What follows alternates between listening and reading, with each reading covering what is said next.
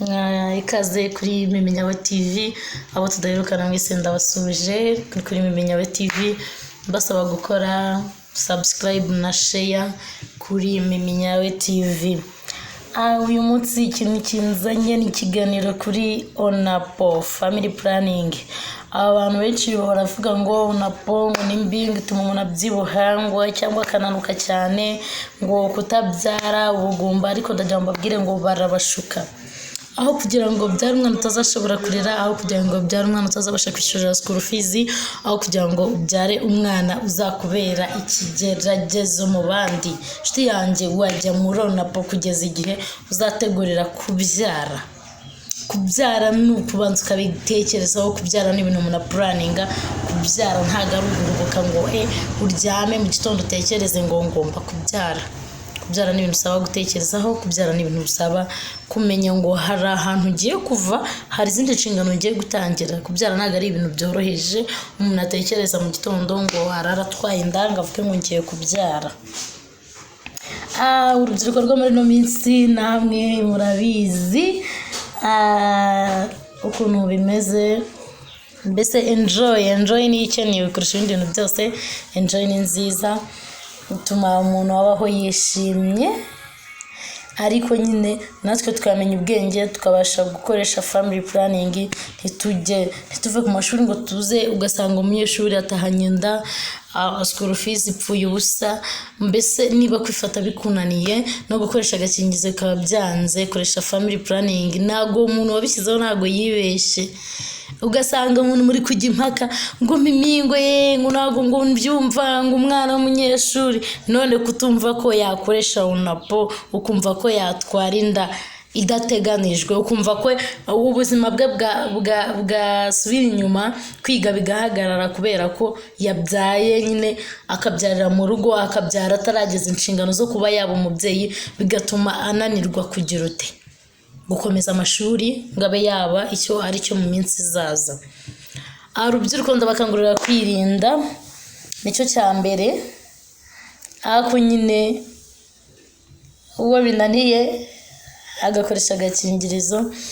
Twese turi abantu, ambiance iraryoha, mwese murabizi. Nta muntu utazi ko ubuzima bwo kuba rero umubebe nyine, nawe urabyumva nyine ko umubebe biraryoha nyine, ariko iyo utabigenzamo neza ngo umenye ubwenge nyine uraraburiza tu.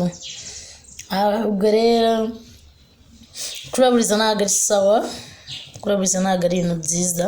Tugomba kumenya ubwenge, sibyo? Tukamenya ubwenge, tukiyitaho, tugasa neza, tukirinda bya danger, urumva. Ariko nyine ndagira ngo mpumurize abantu bagira ubwoba ngo kujya ngo muri Onapo ngo ukabura imihango, ngo kujya muri Onapo ngo kurwara ibibyimba, ngo kujya muri Onapo ngo imitwe idakira. Umva barababeshya, iyo ni imyumvire. Onapo ni ubwirinzi umuntu wese akoresha, waba uri umumama, waba uri umukobwa, waba uri umwangavu.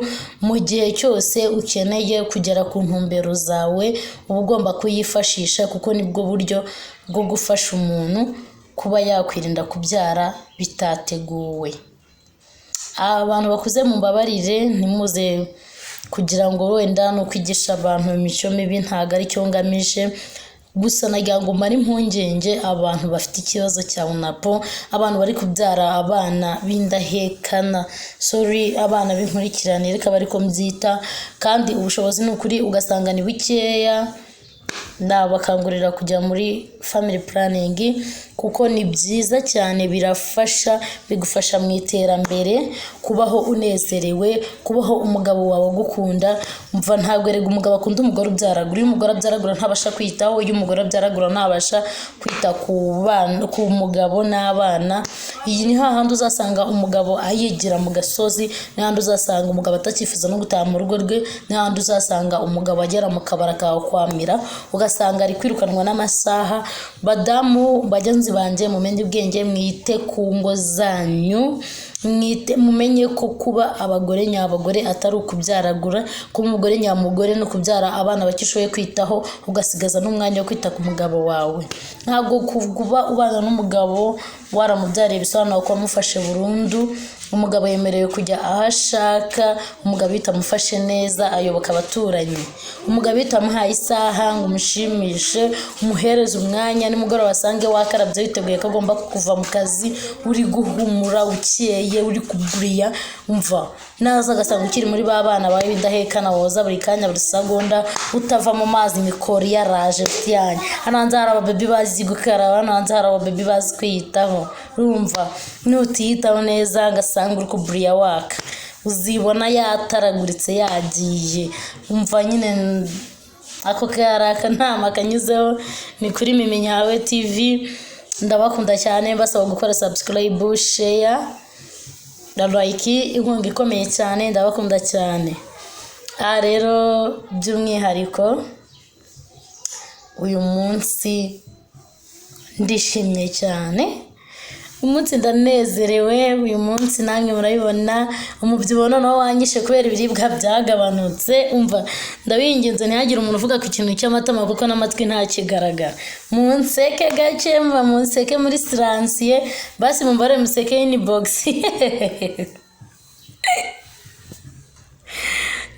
Rero njye ndabakunda cyane rwose kandi ndabazirikana. Ni kuri Mimi Nyawe TV, karagaciyeho rero tuzasubira ubutaha. Ni Mimi Nyawe TV nakagaruka. Bye bye.